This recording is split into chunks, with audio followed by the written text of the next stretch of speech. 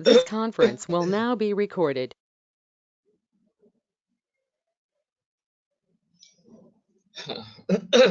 अद्य बुधवासरः अथवा सौम्यवासरः कार्तिक शुद्ध त्रयोदशी दिनांक 17 नोव्हेंबर 2021 विमान स्थानाध्याय 3 शंखं चक्रं जलौकान् दधतमृतघटं चारुदोर्भिश्चतुर्भिः सूक्ष्मस्वच्छातिरुद्यां शुकपरिविलसन् मौलिमं भोजनेत्रं कालाम्भोदोज्ज्वलाङ्गं कटितटविलसच्चारुपीताम्बराढ्यं वन्दे धन्वन्तरिं तं निखिलगदवनप्रौढदावाग्विलीलम् प्रौढदावाग्निलीलम् ब्रह्मणो समारब्धा मात्रेयाद्येषु पूजिताम् अस्मदाचार्यपर्यन्तां वन्दे गुरुपरम्पराम् आयुर्वेदरतं वन्दे माधवाख्यं महागुरुम् आयुर्वेदामृतं सर्वम् मला पाणी देतो आयुर्वेदामृतं सर्वं शिष्येभ्यो यः प्रदत्तवान् द्रष्टाज्ञानी दुष्टकर्मा कृतकर्मा तथैव च अध्यापको विश्वश्रेष्ठो महान् संशोधकस्तथा गुणैरेतैः समुदितैः यत्कार्यं प्रतनोति सः समृद्ध्यर्थं हि कार्यस्य वयं नु प्रयतामहे सरस्वत्यै नमो यस्याः प्रसादात् पुण्यकर्मभिः बुद्धिदर्पणसङ्क्रान्तं जगदध्यक्षमीक्षते आत्रेयं प्रथमं वन्दे आयुर्वेदजगद्गुरुम् आयुर्वेदामृतं सर्वं गृहीत्वा हि सुरेश्वरात् अग्निवेशादिकेभ्यो यत् प्रयच्छत् मुनिसत्तमः प्रथमं तन्त्रकर्तारम् अग्निवेशं नमाम्यहम्।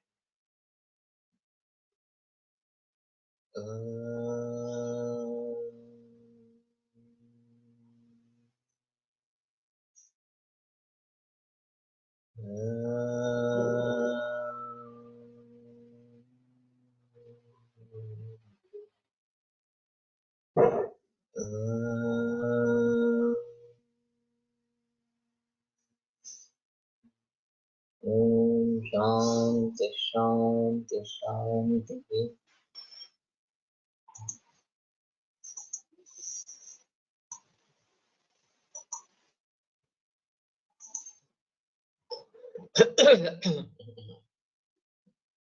तस्माद् उभयदृष्टत्वात् एकान्तग्रहणम् असाधु। तो दोनों पक्ष दिखने से पौरुष और दैव किसी एक का ही आश्रय करना ये ठीक नहीं है। निर्दर्शनम अपि च अत्र उदाहरिष्यामः। उदाहरण भी इसके बारे में बताते हैं। यदि नियत काल प्रमाणम् आयुः सर्वं स्यात् तदा आयुष्काणां न मंत्रौषधि मणिमंगल बलि उपहार होम नियम प्रायश्चित्त उपवास स्वस्थ्यान प्रणिपात गमनाद्याः क्रियाः इष्टयश्च प्रयोज्येत। अगर नियत काल ही आयुष है तो आयुष काम के लिए मंत्र औषधि मणिमंगल वगैरह जो है और इष्टा क्रिया इष्टयश्च ये जो सभी क्रियाएं और इष्टि यज्ञ ये जो है न प्रयोज्य उनका प्रयोग ही करने की जरूरत नहीं है। न उद्भ्रांत चंड चपल गो गज खर उष्ट्र खर तुरग महिषादया पवनादयश्च दुष्टाः परिहार्यास्युः। इस प्रकार के जो उद्भ्रांत चंड चपल इस प्रकार से गो गज उष्ट्र खर तुरग महिष तो खर यानी कि गर्दभ वासभ इस प्रकार से तुरग यानी कि अश्व और महिष आदि इनका परिहार करना है ये भी बात नहीं रहेगी। पवनादयश्च दुष्टा न प्रपात गिरि विषम दुर्गाम्बुवेगा प्रपात गिरि विषम दुर्ग अंबुवेग ये सभी जो है उनको टालने का कोई संबंध इन सवाल नहीं। इस प्रकार तथा न प्रमत्त उन्मत्त उद्भ्रांत चंड चपल मोह लोभ आकुल मतयः मार। वैसे ही प्रमत्त उन्मत्त उद्भ्रांत चंड चपल मोह लोभ आकुल मतयः इस प्रकार की जिसकी बुद्धि है उनको भी टालना ही चाहिए, ये बात नहीं होती। न अरयः, शत्रु जो है उनको भी टालना नहीं है। न प्रवृद्धोग्नि, बहुत तेज अग्नि चल रही है, वहां नजदीक नहीं जाना है। न विविध विषाश्रया, विविध विषय के आश्रय जो है वो भी परिहार्य नहीं रहेंगे। सरीसृप उरगादय, और सरीसृप सर्प वगैरह जो है वो भी टालना नहीं चाहिए। न साहसम, साहस भी नहीं टालना चाहिए। न अदेश कालचर्या, अदेश और अकाल चर्या ये भी टालनी नहीं चाहिए। न नरेंद्र को प्रकोप प्रकोप है, और राजा का प्रकोप भी टालना नहीं चाहिए। इस प्रकार से टालने की जरूरत नहीं है। एवं आदया ही भावो भावा न अभाव करा, इस प्रकार के बहुत सारे भाव ये हमारे आयुष का अभाव करने वाले नहीं होंगे। आयुषा सर्वस्य नियत काल प्रमाणत्व, क्योंकि आयुष जो सभी का है वो नियत काल प्रमाण इस प्रकार का अगर आपका पक्ष है तो ये सभी चीजें टालने की आवश्यकता इस प्रकार की नहीं। न च अनभ्यस्त अकाल मरण भय निवारकाणाम, अकाल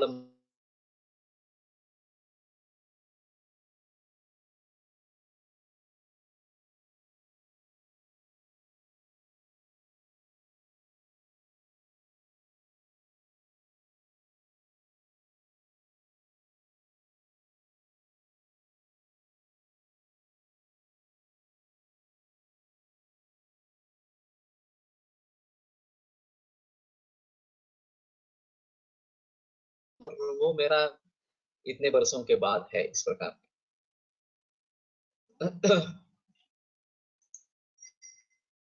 प्राणिनां व्यर्थश्च आरंभक कथा प्रयोग बुद्धयः स्युर्महर्षिणां रसायनाधिकार,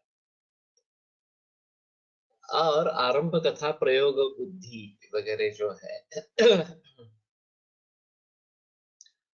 महर्षि लोगों के बारे में रसायनाधिकार में जो बताए गए हैं वो व्यर्थ इस प्रकार के रहेंगे। नाफी इंद्रो नियतायुषम शत्रु वज्रेण अभिहन्या, जिसका आयुष नियत है उस प्रकार के शत्रु को इंद्र भी अपने वज्र से मारेगा नहीं।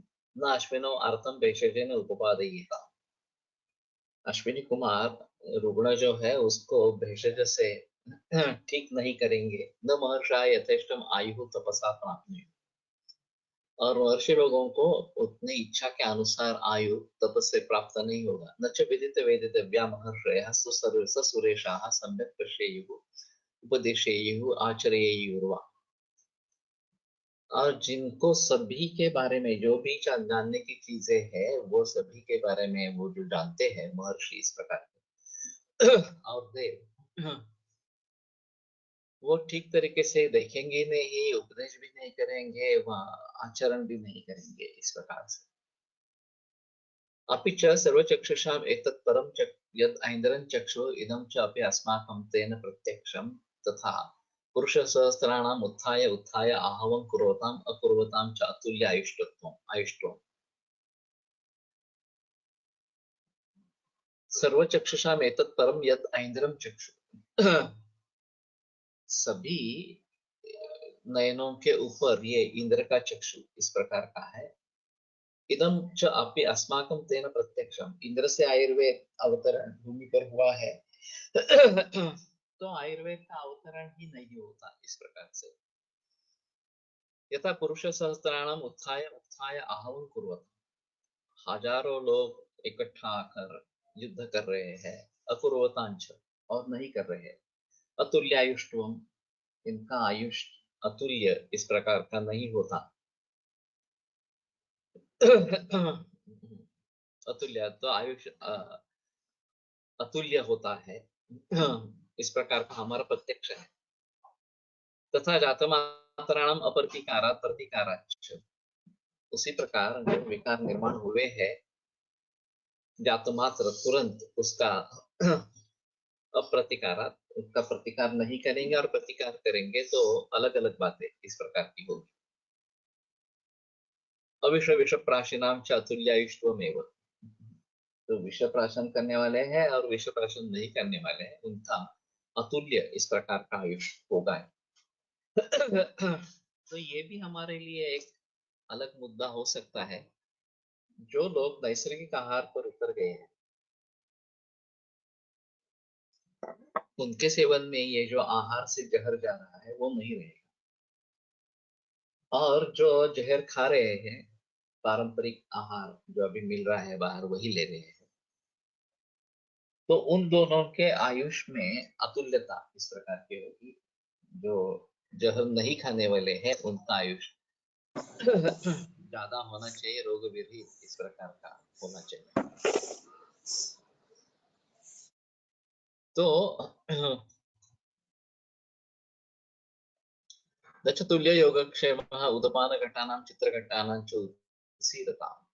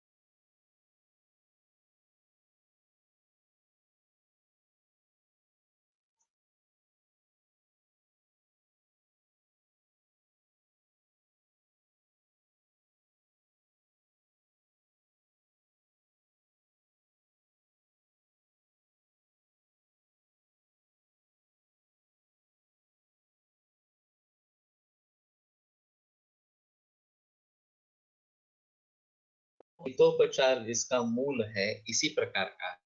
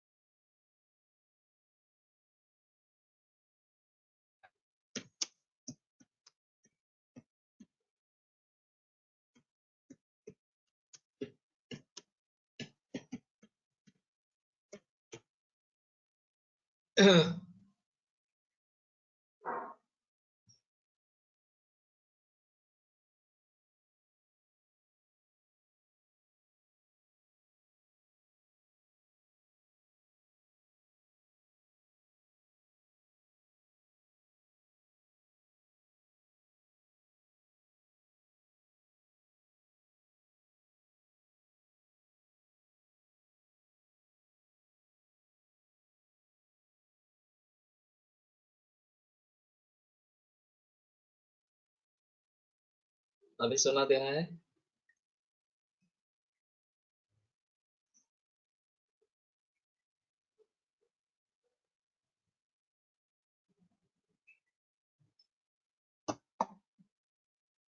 यस सर, ठीक है। तो देखते हैं, ये मेरे ख्याल में नेट कनेक्टिविटी का प्रॉब्लम है।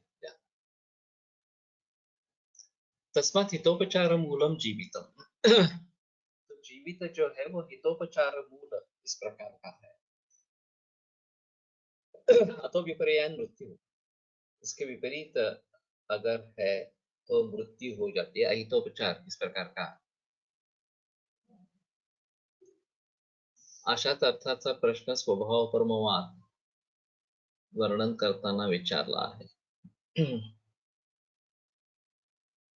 हाँ, उसमें तो ऐसा है कि स्वभाव पर में कर्म चिकित्सा प्राकृत से कि स्वभाव पर अगर है चिकित्सा प्राकृत का कर्म क्या है इस प्रकार। और कावा चिकित्सा भगवान किमर्थम वा प्रयुज्यते, इस प्रकार के सवाल वहां पे पूछे गए हैं कि चिकित्सा का प्रयोजन ही नहीं रहेगा अगर स्वभाव क्रम से अपने आप रोग का पोषण होता रहता है, तो चिकित्सा करने की आवश्यकता ही नहीं है, उस प्रकार से वहां पे प्रश्न पूछा गया है। तो समीक्ष हितमश्नीया देहो या आहार संभव, ये एक सूत्र 27वें अध्याय में कि हितकारक पदार्थों का ही सेवन करे, देह आहार से बना है। और इसलिए हिताहारोप योग एक है, वो ये भी एक कारण बताया गया है धातु साम्य निर्माण करने के लिए। तो कहने का तात्पर्य आपसे ये है कि हम भली भांति हित का ही सेवन करते रहेंगे तो अहित से उत्पन्न होने वाले जो अशुभ रोग रूपी अशुभ मृत्यु रूपी अशुभ तो नहीं होंगे ये। और हित सेवन करने से जो फायदे मिलने वाले हैं कि दीर्घायु और आरोग्य संपन्न आयु ये मिलता रहेगा, तो उस हिसाब से ये करते रहना जरूरी है। अब मन स्वभावतः ही चंचल है और ये काम लोभ ये बातें होती ही रहती है क्योंकि ये सब रज और तम से जुड़ी बातें इस प्रकार से। तो फिर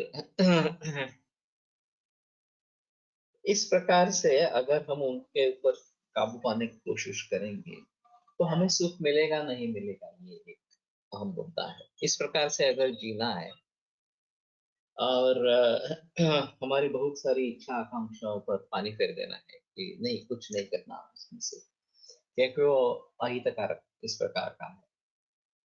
तो कुछ लोग ऐसा बोलते हैं कि पूरे उस प्रकार के जीने में मतलब ही क्या है बेहतर है कि मृत्यु आ जाए। इस प्रकार से अब हमारे इच्छा के अनुसार अगर हम कर नहीं पाए तो इसमें तात्कालिक सुख और चिरकालीन सुख, इसमें अगर हम अंतर कर सकते हैं तभी इस समस्या का समाधान हो सकता है। वैसे जो हमें चीजें पसंद है चाहे अहित हो हमारे लिए, लेकिन पसंद है इसलिए उसका सेवन होता रहता है और फिर उसके बुरे नतीजे भी आते हैं। तो अगर उनसे बचना है तो हमें दीर्घकालीन सुख के बारे में सोचना पड़ेगा, आरोग्य रूपी सुख के बारे में सोचना पड़ेगा और उसको ध्यान में रखते हुए ये छोटे छोटे जो इस प्रकार के मोह होंगे लोग होंगे उनको टालना चाहिए। अब प्रश्न ये निर्माण होता है कि इसमें हमें सुख मिलेगा क्या। तो जिसको हम तात्कालिक सुख कहते हैं वो तो नहीं मिलेगा, इसमें कोई संदेह की बात नहीं है, लेकिन दीर्घकालीन आरोग्य रूपी सुख हमें मिलेगा। और उसकी महत्ता तब होती है जब रोग आक्रांत करते आरोग्य का महत्व तब तक समझ में नहीं आता जब तक लोग बीमार नहीं होते।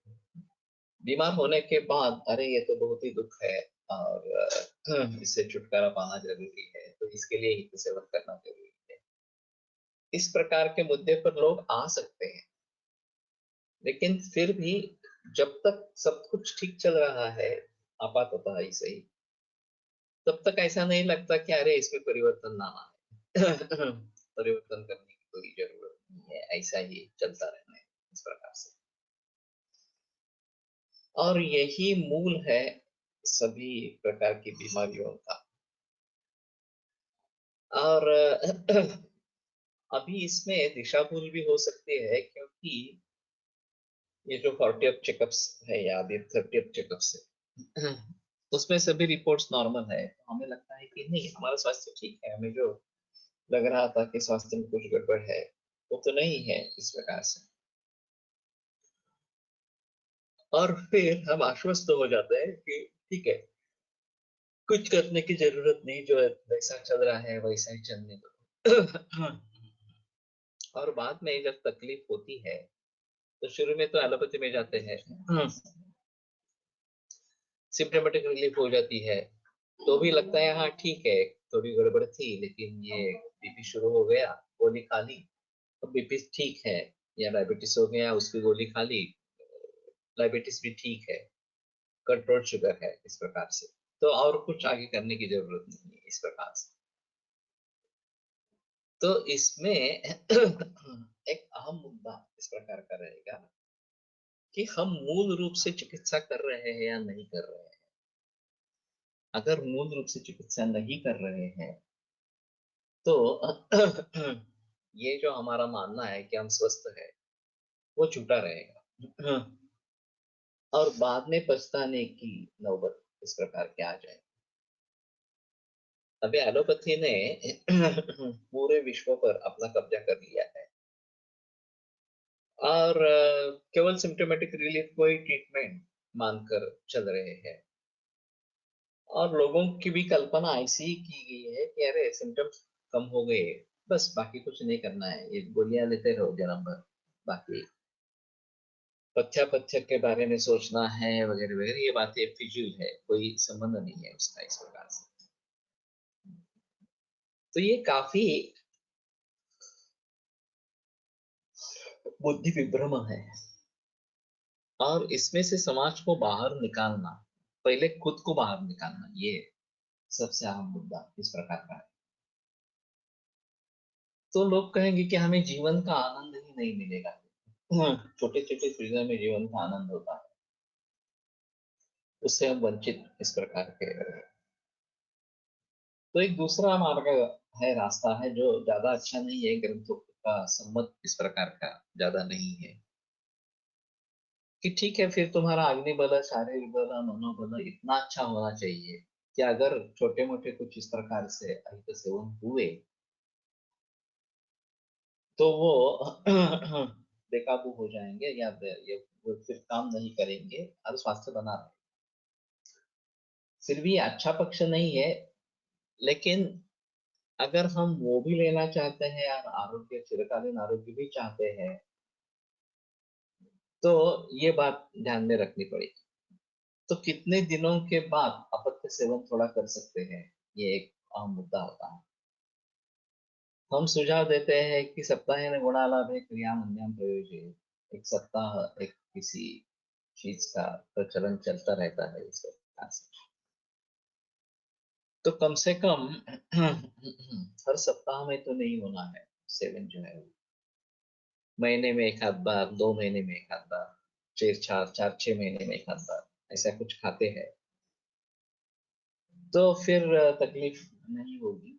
और अगर थोड़ा बहुत दोष में हो जाएगा, वो भी अपने आप ठीक हो जाएगा, उसके लिए कुछ करने की जरूरत इस प्रकार की नहीं रहेगी। लेकिन मन बड़ा लालची होता है, एक बार इस प्रकार से खा लिया तो ऐसा लगता है नहीं नहीं, बार बार खाएंगे इस प्रकार से, ऐसे क्या कुछ नहीं हो रहा है इससे। और फिर ये आदत पड़ जाती है, ऐसा होता है। मैं जब शाला में था, तो हमारे एक टीचर ने 8वीं या 9वीं कक्षा कक्षा थी, एक अजीब उदाहरण बताया था। हम तो बहुत छोटे लड़के थे उस समय में, कि गोवा में गए थे, और बहुत घूमना फिरना हुआ, पाँव बहुत दुख रहे थे। तो किसी मित्र ने कहा कि ये फेणी है जो काजूगर से बनती है, ये ले लो, तुम्हारे दर्द कम हो जाए। उन्होंने ले ली। लेने के बाद बहुत अच्छा लगा, दर्द एकदम कम हो गए। बोले अच्छा है, तो दवा के रूप में काम कर रहा है। फिर दूसरे दिन थोड़ा ही पाँव दुख रहे थे, तो भी उन्होंने वो ले ली, फेणी ले ली। अब ऐसे लगने लगा कि फेणी सामने आते हैं तो मेरे पाँव दुख रहे हैं। इसमें करते हैं तो समझ में आने लगा। तो फिर उन्होंने अपने आप पर कंट्रोल किया, और फिर छुटकारा पाया उससे। तो हमारा थ्रेशोल्ड क्या है, ये एक अहम मुद्दा इस प्रकार का रहेगा। आनंद नाडकर्णी ने ये पुस्तकाचं नाव वैद्यक सत्ता, इस किताब में इसके बारे में बताया। कोई ग्रामीण चित्रपट, और नायिका कुछ खाना परोस रही है, चूल्हे के पास है, और ये नायक बीड़ी के लिए, बीड़ी सुलगाने के लिए कुछ अंगार की इच्छा करता है, तो हाथ से उठाकर वो देती है। तो ये बहुत छोटा इस प्रकार का प्रसंग है, फिर भी वो इतने चूल्हे से जुड़ी हुई है कि इस प्रकार से अंगार उठाकर, हाथ से अंगार उठाकर, उसके लिए कोई प्रॉब्लम नहीं है। तो ये बात कहाँ, अब थोड़ा भी सर दर्द हुआ तो हम तुरंत गोली लेने की इच्छा करते हैं, या फिर कुछ पीठ दर्द हो, सर दर्द हो, या कुछ हो, तो तुरंत हम चाहते हैं कि गोली से उससे छुटकारा पाए। तो ये तो सोचना है कि क्यों हुआ, क्या हुआ, कारण को ढूंढने की कोशिश करेंगे, और वैसे सरदर्द या बाकी कुछ, तो कुछ भी दर्द अपने आप शांत होने वाला है, स्वभाव तो काम करता है। लेकिन हमारा पेन थ्रेशोल्ड उतना इतना कम है कि तुरंत हमें लगता है नहीं नहीं, मेरे से सहन नहीं हो रहा मुझे।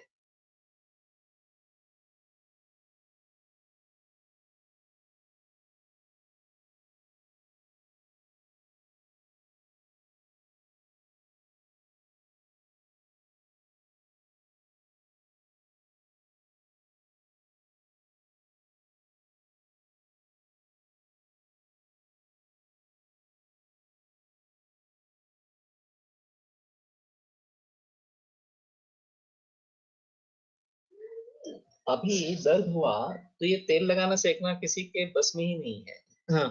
No voice again.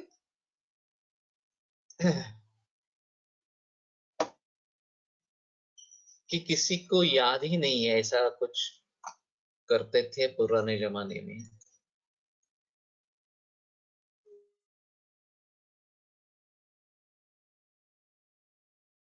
रहेगा।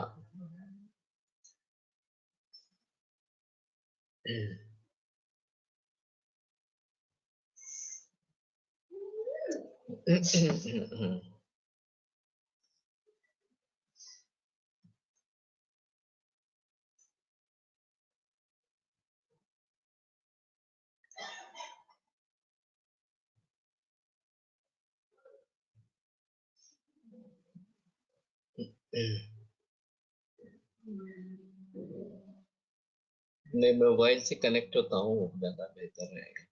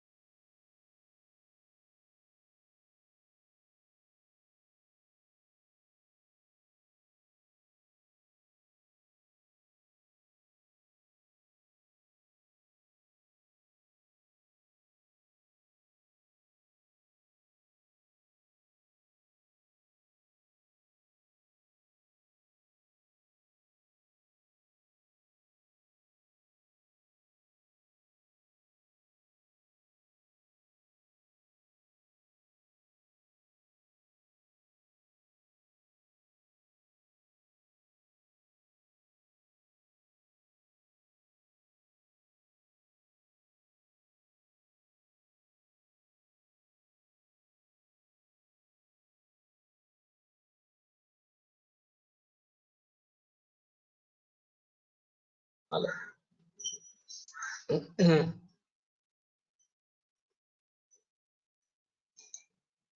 अभी सुनाई दे रहा है?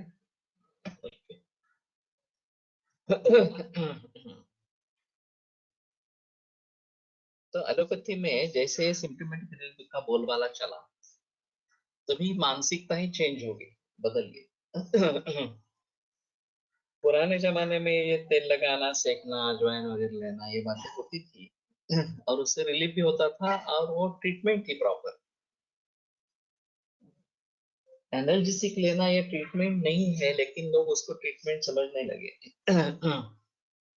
और मूल रूप से जो कारण है वो टालने की कोशिश करनी चाहिए, ये भी बात दिमाग से निकल गई। और फिर इसलिए अभी की नौबत इस प्रकार की आ गई। मुझे बड़ा आश्चर्य लगा था कि एक मैंने उदाहरण सुना। 27 बरस का युवा आईटी फील्ड में काम कर रहा था। पहला ही हार्ट अटैक हुआ और मौत हो गई। चांस ही नहीं मिला, 2 मिनट में काम वाला खत्म हो गया। अब ये मेरे छात्र का भाई था, तो मुझे मौका मिला उसके एचआर डिपार्टमेंट से बोलने के लिए। उसका जो हेड था उससे मैंने बात की। वर्क प्रेशर बहुत था। अब एचआर का कहना था कि he could not cope up with the school, हमारी गलती नहीं है। तो मुझे बड़ा आश्चर्य हुआ। मैंने कहा कि अगर तुम पे ये बीती होती तो क्या करते। लेकिन उनके यहाँ ऐसा है ना, एक आदमी चला गया तो दूसरा आदमी बहुत सारे प्रतीक्षा में है नौकरी मिलने के। तो ये चला गया तो चला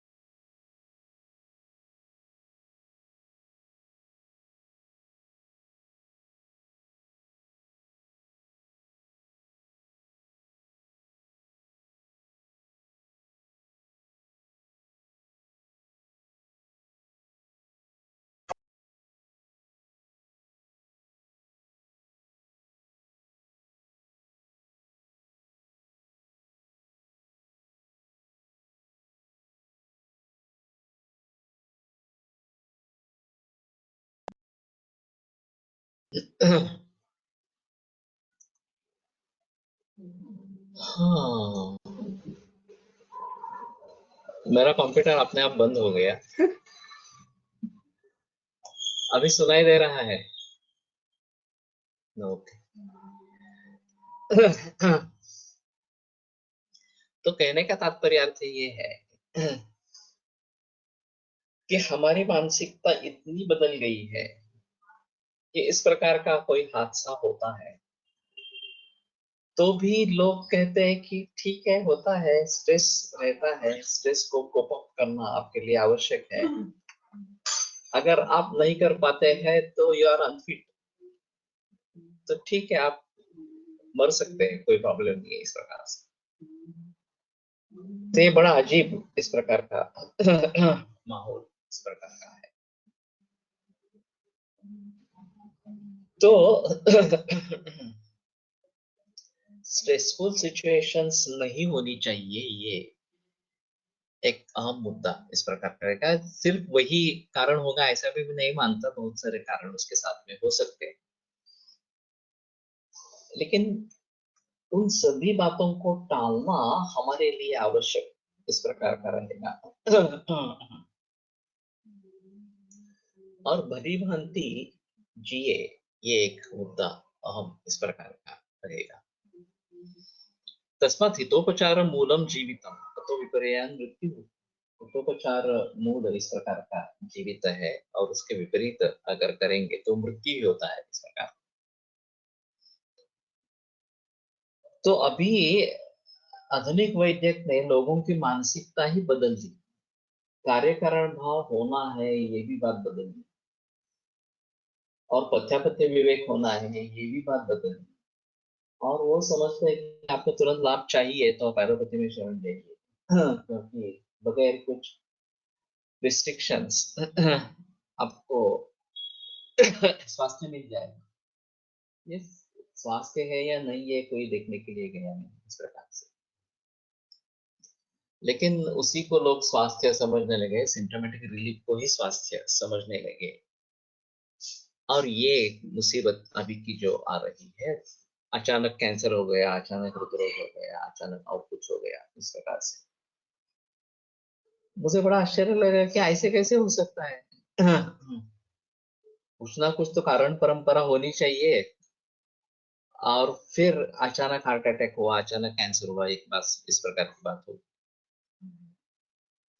लेकिन एलोपैथी ने इस सभी बातों को इस स्तर पर रखा कि कुछ करने की जरूरत नहीं है। इनका कैंसर के बारे में भी प्रिवेंशन जो है, अर्ली डिटेक्शन है। कैंसर को निर्माण होने से रोकना ये बात ही नहीं है। निर्माण हुआ तो जल्द से जल्द पता चल जाए, ताकि तुरंत ये सर्जरी, रेडिएशन, केमोथेरेपी कर सके। तो ये बड़ी मूर्खता है। सबसे अहम मुद्दा रहेगा कि निर्माण ही न हो, इसके लिए क्या करना है, उसके बारे में कोई सोच नहीं है, क्योंकि वो लाइफस्टाइल से जुड़ा है, वो खाने पीने से जुड़ा है, स्ट्रेस से जुड़ा है, और उसका कुछ लेना देना ही नहीं है। बस हम केमोथेरेपी करेंगे, कुछ हद तक रिलीफ मिलेगा, पैसे मिल जाएंगे, बस आगे क्या करना है।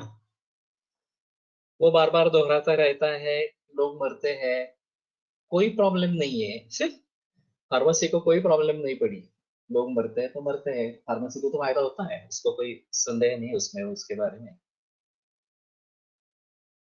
तो यही अगर हमारा सिलसिला चलता रहेगा पूरे विश्व भर में, तो अभी कहते हैं कि 20-25 वर्ष के बाद हर घर में एक कैंसर का मरीज कम से कम होगा। ये बात वास्तव में आ जाएगी। और तभी शायद ये बात हो सकती है कि एडेप्टेशन आएगा, और कैंसर से साथ जिएंगे इस प्रकार से। जैसे अभी हम पोल्यूटेड सिचुएशन में जीते हैं, उसी प्रकार से कैंसर के साथ जिएंगे। तो ये सब मूर्खता है। और मूल रूप से इसमें परिवर्तन लाना बहुत जरूरी है। शुरुआत हम खुद से करनी है, हमसे करनी है। अगर हम करेंगे तो लोग मानेंगे, लोग करेंगे, हम ही नहीं करेंगे तो बाकी लोग नहीं मानेंगे। तो इसलिए नैसर्गिक ही खाना चाहिए, नियमित रूप से योग और व्यायाम करना चाहिए। ये सभी बातें जो है वो वैद्यों में पहले होनी चाहिए, वो लोगों के लिए आदर्श होने चाहिए, और फिर लोग, कुछ लोग मानेंगे, सभी लोग नहीं मानेंगे। बीमार होने पर मानेंगे, स्वस्थ अवस्था में नहीं मानेंगे। और बीमार होने पर मानने के उतना फायदा नहीं होगा जितना स्वस्थ होते हुए पालन करेंगे तो फायदा होगा। लेकिन फिर भी लोगों को ये स्वीकार्य है। तो मेरा मतलब था कि अगर परिवर्तन कुछ करना है, हिताहार से थोड़ा दूर जाना है, तो अपना शारीरिक बल, मानसिक बल, अग्नि बल ये अच्छा है तो ही 2-3 महीने में एक आध बार अगर करते हैं तो ठीक है, ज्यादा तकलीफ नहीं होगी उससे। लेकिन ये अगर रोजाना शुरू हो जाता है तो ये बड़ी मुसीबत इस प्रकार की है, और फिर हमारे मन पे हमारा काबू नहीं रहेगा, ये अहम चीज है। वैसे व्रत उपवास वगैरह जो बताया वो मन के ऊपर काबू पाने के लिए उपाय है। लेकिन उसका भी गलत अर्थ निकाल दिया। और अभी कार्तिक एकादशी हुई तो बहुत सारे लोगों के घर में प्लानिंग होगा, आज क्या करना है, कैसे करना है, इस प्रकार से। और जितने भी पदार्थ बना सकते हैं वो सब बना के खाने हैं, तो उससे बेहतर है कुछ नहीं करे, एकादशी का उपवास ही नहीं करे। लंघन कर सकते हैं तो लंघन करो, वो बेटर ऑप्शन है। लेकिन हमारी सोच कितनी बदल गई है, मूल उद्देश्य क्या था और हम क्या कर रहे हैं, इसके बारे में कोई सोचता ही नहीं है। और फिर धर्म के जरिए हम उसका समर्थन करते रहते हैं, नहीं नहीं उपवास में यही खाना है। किसने ये डिसाइड किया कि साबूदाना खाना है उपवास में, आलू खाना है, वगैरह वगैरह इस प्रकार से। कहाँ धर्म ग्रंथों का आधार नहीं है, आरोग्य ग्रंथों का आधार नहीं है, किसी का भी आधार नहीं है। ये तो विदेशी पदार्थ है। तो किसी धूर्त ने ये उपवास में डाल दिए और एक समझ निर्माण किया कि बस ये खाने से उपवास होता है, इस प्रकार से। और पूरा समाज उसका शिकार बन गया। धर्म के नाम पर ये सब शुरू हुआ। तो उपवास का मतलब है परमेश्वर के नजदीक रहने का, उसका सबसे अच्छा साधन है नाम स्मरण करना, इस प्रकार से। ये तो बात बाह्य दूर ही रह गई। तो नाम जप अगर करेंगे तो परमेश्वर के साथ रहेंगे, तो सिर्फ विशिष्ट दिन में क्यों करना है, हर रोज करो ना।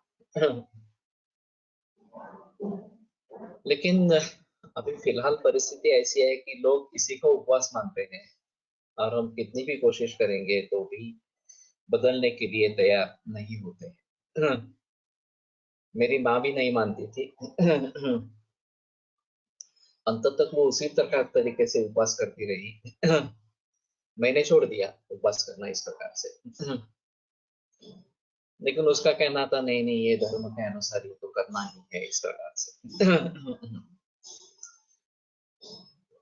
तो ये प्रज्ञापराध है।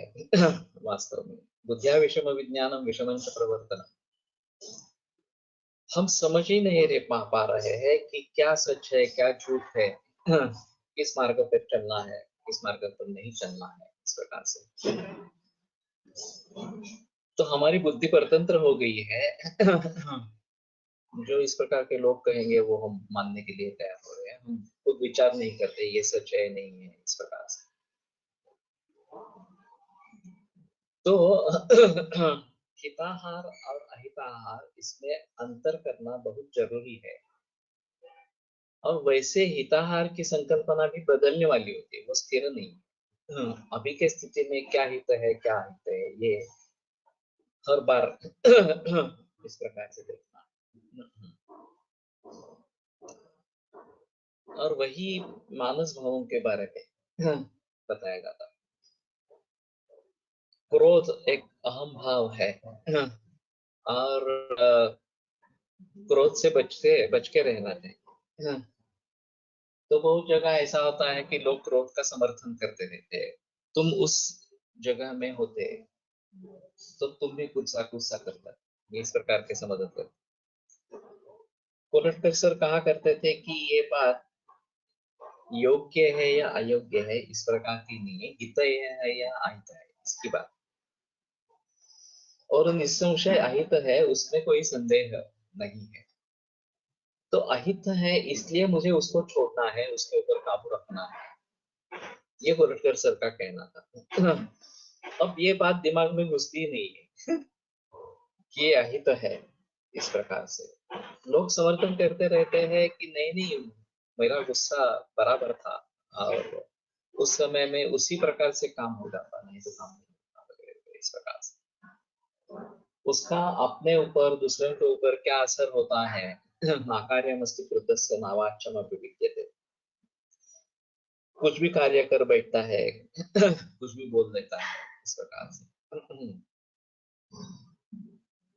तो ये अहित है, ये अगर हम समझ पाएंगे, ये भी काफी मुश्किल है, ये समझते ही नहीं है अहित है इस प्रकार से। इनका जो कहना था मन करारे प्रसन्न सर्व सिद्धि से कारण। तो प्रसन्न चित्त वृत्ति रहने के लिए क्या चाहिए वास्तव में?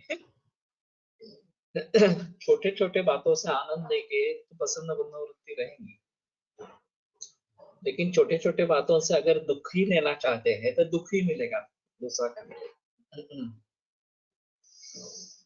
और ये घर घर में हो रहा है इस प्रकार से। हमारे लिए प्रसन्नता के कारण क्या है ये सोचेंगे ही नहीं। दुख के कारण तो बहुत मिल जाएंगे। तो ये सब अहित है, ये बात जब तक ध्यान में नहीं रहेगी, सभी के लिए अहित है, खुद के लिए भी अहित है, परिवार के लिए अहित है, समाज के लिए अहित है, तब तक ये ऐसा ही सिलसिला चलता रहेगा। इसी प्रकार से प्रज्ञा होते रहेंगे और लोग बीमार पड़ते रहेंगे, मरते रहेंगे, ये बात होती रहेगी इस प्रकार से। और फिर हमें पता नहीं लगता हार्ट अटैक क्यों हुआ, हमें पता नहीं लगता कैंसर क्यों हुआ, इस प्रकार से होता है, बस इस प्रकार से बता। तो हमें छोटे छोटे बातों से इस प्रकार से सीखना है, आनंद लेना सीखना है, ये बात महत्वपूर्ण इस प्रकार की। अपि च देशकाल आत्मगुण विपरीतानां कर्मणाम् आहार विकाराणां च क्रमोपयोगः सम्यक्। देश काल आत्मगुण विपरीत इस प्रकार से कर्म आहार विकार, इनका क्रम से उपयोग अच्छे तरीके से करना ये आवश्यक इस प्रकार का है। तो अनुपदेश है तो जंगल इस प्रकार का मांस खाना या जंगल द्रव्य का प्रयोग करना, ये देश विपरीत है। ठंडी का मौसम है तो गर्म इस प्रकार के अन्नपान करना, गर्मी का मौसम है तो शीत इस प्रकार का लेना, ये काल विपरीत इस प्रकार। और आत्मगुण विपरीत हमारे खुद पे जो कुछ गुण होंगे उसको भली भांति ध्यान में रखते हुए उसके काबू कैसे पाएंगे, उसके विपरीत कैसे करते रहेंगे, इस प्रकार के कर्म और आहार विकार। ये पहली बार आहार विकार शब्द आया है, आहार से बने शब्द प्रकार पदार्थ।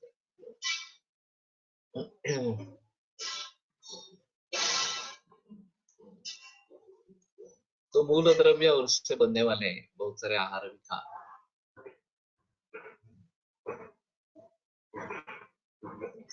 सम्यक इति योजना कुछ किया नहीं है, लेकिन शायद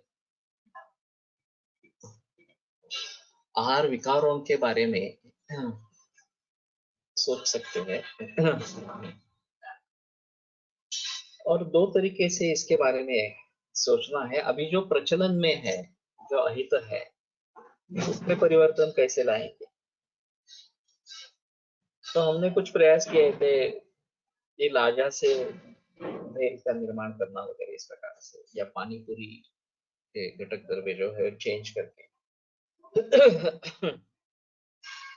कोकम का पानी है, दौड़ भास्कर वगैरह इस प्रकार से करके, या मूंग। तो जो पॉपुलर प्रचलन में है उनमें परिवर्तन लाना, या फिर जो हित है उन पे विविध पदार्थ बनाना। अभी मूंग डोसा वगैरह करते हैं, तो मूंग वैसे हितकारक है तो उसी से विभिन्न प्रकार निर्माण करना वगैरह वगैरह।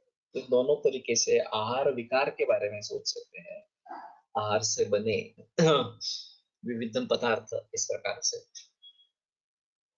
मैंने कल्पना रखी थी होटल में जब छात्र का पिता का होटल है, तो बोले कि हाँ करेंगे वो बोले कि शुरू में एक सेक्शन करेंगे कि पथ्य इस प्रकार की पानी पूरी पाव भाजी वगैरह इस प्रकार से। अगर लोगों का रिस्पांस मिलता है तो आगे बढ़ाएंगे इस प्रकार से लेकिन वास्तव में हुआ नहीं, सिर्फ कल्पना कल्पना ही रही तो देख सकते हैं अगर इस प्रकार से कुछ कार्य हो सकता है तो समाज में परिवर्तन आएगा। यहाँ पे होटल पथ्यम करके है, जो कोरटकर सर के मन में भी एक नाम था वृंदावन फार्म में लेकिन वहां भी प्रचलन नहीं है, सिर्फ नाम रखा है बाकी कुछ नहीं है। वैसे तो उनके पास काफी सुविधाएं हैं, ऑर्गेनिक फार्म है खुद का, 27 एकड़ का फार्म, लेकिन मेंटेलिटी नहीं है वो सब करने की इस प्रकार से। तो समाज में परिवर्तन लाना इस प्रकार से थोड़ा थोड़ा पॉसिबल होगा। मैं पौंडीचेरी में था और हमें बाहर खाना खाने के लिए जाना था, तो मैंने ऐसे ही वहाँ के पैम्पलेट पढ़ा था, तो देखा कि एक ऑर्गेनिक रेस्टोरेंट सामने दिख गया तो पहली बार मैंने ऑर्गेनिक रेस्टोरेंट की विज्ञापन देखी, तो मैंने कहा कि ठीक है यहाँ पे जाएंगे। तो उनकी ऑर्गेनिक शॉप बाहर थी, अंदर रेस्टोरेंट था और ऑर्गेनिक पदार्थों का ही था। तो मैं तो ये ढूंढता रहता हूँ, तो कुछ लोग करने वाले हैं इस प्रकार से। अभी पुणे में भी खुला है एक फर्ग्यूसन कॉलेज रोड पे विठल करके रेस्टोरेंट, उसके बारे में जानकारी आई थी। उनका खुद का ऑर्गेनिक फार्म है और वहीं से लाते हैं इस प्रकार से। तो अगर बाहर बाहर खाना खाना ही है तो उस प्रकार के रेस्टोरेंट में जाए, उसका प्रचार प्रसार। तो ये बात आगे बढ़ती जाएगी, उसमें भी अभी इस प्रकार के परिवर्तन आहार विकारों में अच्छी अच्छी चीजें बनाएंगे। और वैसे ऐसा है कि हमारे आहार की टेस्ट बहुत ही अच्छी है। वेजिटेरियन लोगों को विदेशों में ऐसा है कि वेजिटेरियन खाना होता तो सिर्फ सैलड काट के सामने रख देते खाओ तो मैंने कहा ऐसा तो वेजिटेरियन खाना में हम बहुत अच्छा खाना खाते हैं, बहुत टेस्ट वाला होता है तो उनको पता ही नहीं है कि टेस्टी खाना बनता है, वेजिटेरियन खाना भी टेस्टी बनता है। तो मैंने काफी कुकिंग क्लासेस विदेशों में लिए हैं वैसे ही दाल रोटी सब्जी वगैरह ये बनाना इस प्रकार से तो लोगों को बड़ा आश्चर्य होता है कि खाना इतना टेस्टी बनता है इस प्रकार से तो आहार विकारों के बारे में हम अगर सोच पाएंगे तो एक अच्छा इस प्रकार का रहेगा। क्रमोपयोग सम्यक के कर्म के बारे में भी इसमें बहस नहीं की है। क्रियोपयोग ये पाठभेद है, वो शायद ठीक रहेगा। त्यागा सर्वस्य अतियोग अयोग मिथ्या योग, अयोग अतियोग और मिथ्या योग इन सभी का त्याग करना। सर्वाति योग संधारण असंधारण मुदीर्णानां च गतिमताम, ये भी आज सर्व अतियोग के बारे में संधारण करना अनुदीर्णाम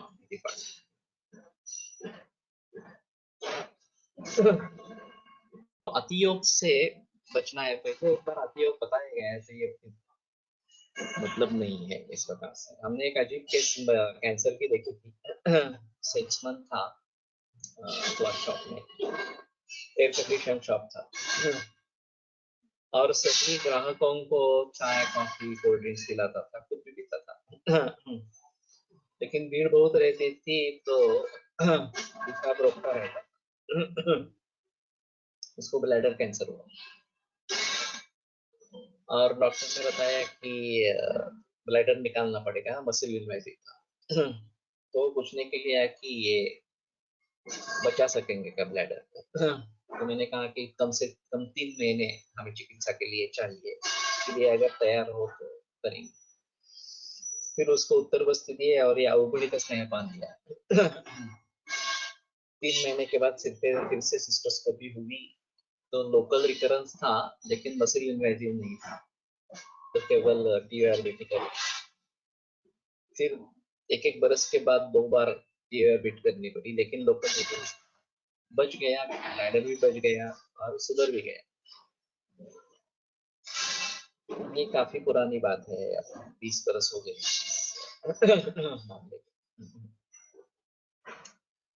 तो कहने का तात्पर्य अर्थ ये है कि अगर हमें कारणों का सही पता चलता है तो काफी उसमें हम कर सकते हैं। और ये मूत्रवेग विधारण, इससे ब्लैडर कैंसर हुआ, ये एक अहम मुद्दा इस प्रकार का रहेगा। और बाकी भी कारण रहेंगे, कैंसर ही क्यों हुआ, ये इस प्रकार का रहेगा। ठीक है, रुकते हैं, कल भी कोशिश करेंगे, मैं ज्वाइन हूँ, शुक्रवार तक करेंगे, सोमवार रविवार बंद रहे। आयुर्वेद प्रकांडो निगदित शल्यतंत्र प्रधान शिष्येभ्यः शाश्वतो यन्निखिलतन्त्रुपा व्याप्त चित्तेन येन आयुर्वेदस्य वाञ्छन् पुनरपि भुवने तां च सुष्ठु प्रतिष्ठां श्रेष्ठं धन्वन्तरिं तं प्रणमति च सदा वैद्यवर्गो धन्यः वैद्यवर्गो हिनः।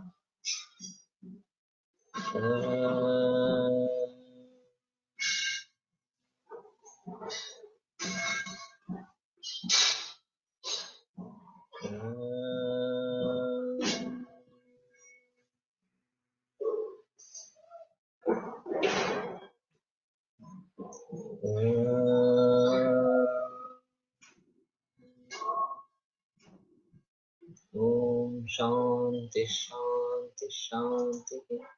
विरम्यते व्याख्यान व्यापारम्।